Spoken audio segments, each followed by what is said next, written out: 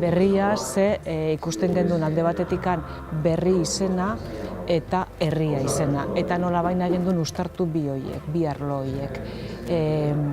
Era kolaboratibo baten, arlo publikoa eta arlo soziala, gizarte arloa. Burokrazia hori pixka bat arintzeko.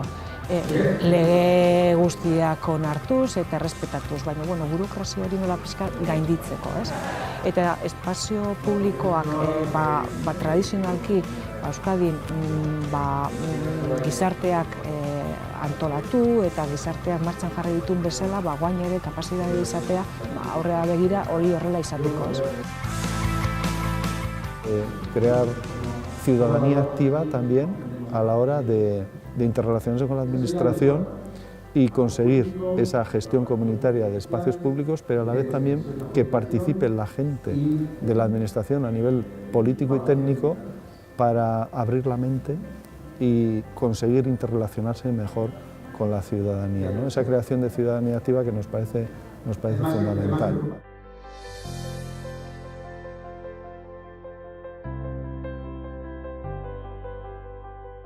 Normalean horrelako prozesuak pizten direnean, beti dago konflikto bat. Orduan egon gara hitz egiten, nola kudeatzen den konflikto edo kudeatu baino, nola ulertzen dugu edo nola onartzen dugu konflikto hori badagola eta agian inkluso dela ona aurrera egiteko. Jendartean eta Euskal Herrian badaudela esperientzia komunitarioak, orduan existitzen direla, eta badaude esperientzia berriak ere oso potenteak direnak, orduan, ustea ere hori garatza pixka beldur barik, teknikoki beti daukagu beldur bat, horrelako proiektu esperimentalak edo nun espazioa ez dagoela oso ondo definituta, komunala dena eta horrela, hori nola arautzen den, nola egiten den hitzarmen bat, nola kudeatzen den, eta bota da, batzutan ere ausartak izan behar garela eta pixkat esperimentatu egiten dira.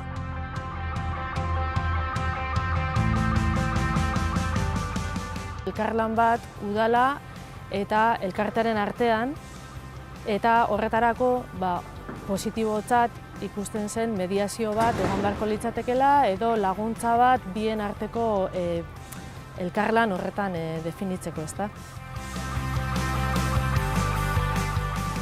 Aldi berean ikusten dare bai, segun eta zer motatako elkarteak diren, agian ez daukatela posibilitaterik proiektu bat garatzeko, zer den proiektu bat, laguntza behar dutela, eta ez mediazio horretan bakarrik, udalaren partetik agian proiektu hori nola garatu behar den, idea hori proiektura bilakatzen lagundu behar dela ere bai.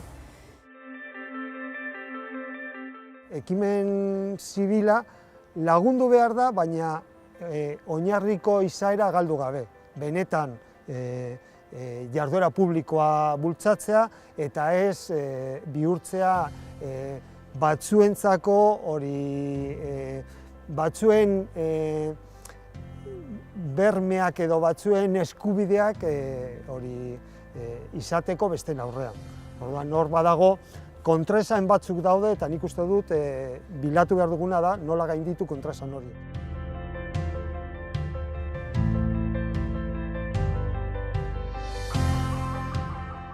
Gure papera errestatzailea izanik, askotan oso zaila egiten zaigu, azkenian erabat empatizatzen dugu proiektu komunitarioa garatu nahi duen komunitate horrekin, herritarrekin, zuzenean, eta usten dugu gainea, guk administrazio bezala, herritarren zerbitzu egonik hori lagundu egin behar degula, baina askotan bide bat markatzen dezu, esatezu guazen hau horrela egitea, eta berriz administraziora jutentzean arauak berriz askotan talka egiten dut, ez dizu usten modu horretara jokatzen.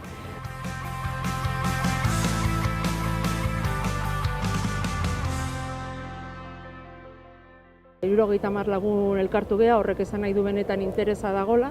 Eta interesa balin badago eta borondatea balin badago, jakinik bidea luzea izango dela, baina nik uste dut importantea dela denok nolabait bat egitea bide horrekin, eta ala balin bada, urratsak gutxinaka emanez, aurrera egingo degula.